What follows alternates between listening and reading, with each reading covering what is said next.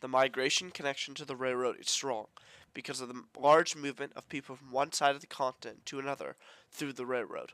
Before the construction of the Union Pacific Railroad, the most reliable way to move across the United States was through the Oregon Trail, which was notoriously difficult and quite deadly.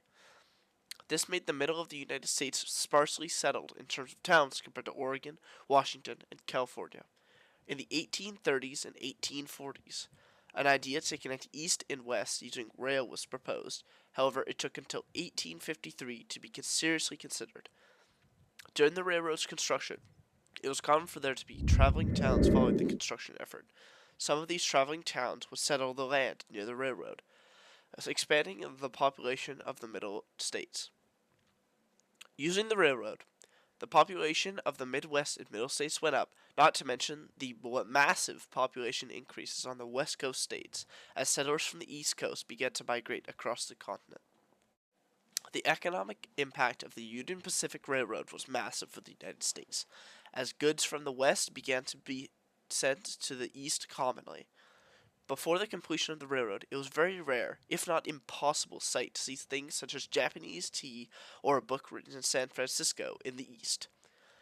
A mere day after the railroad's completion, a transcontinental freight train made its way to the east with a shipment of Japanese tea.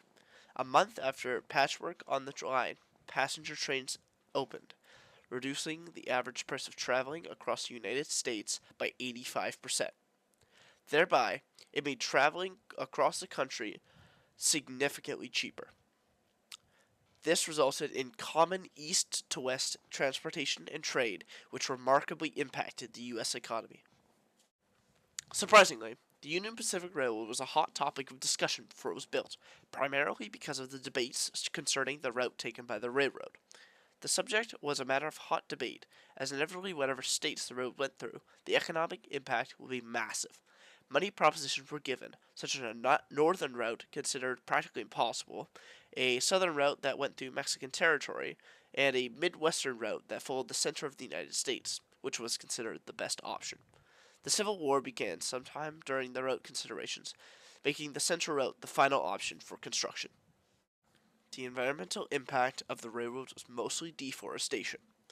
The American West had been very, very rich in lumber, which was an essential material in practically every construction project at the time. Lumber was especially important for the building of railroads as well, which resulted in the deforestation in the areas of which the railroad was moving. Before the Union Pacific was completed, Western and Eastern cultures were considerably different. With the connection between the East and West, the cultures became increasingly similar. Another cultural issue that the railroad raised was time standardization.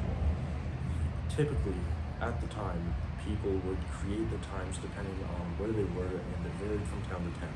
With the workers moving through numerous time zones, it raised an issue of standardization for the country. The Union Pacific Railroad connects to population through the changes in U.S. population demographics caused by the completion of the railroad. Though the western U.S. was sparsely populated at best, the eastern states had lots of people. After the east and west were connected through railroads, the population in the east began to spread west towards the Midwestern states and Pacific states.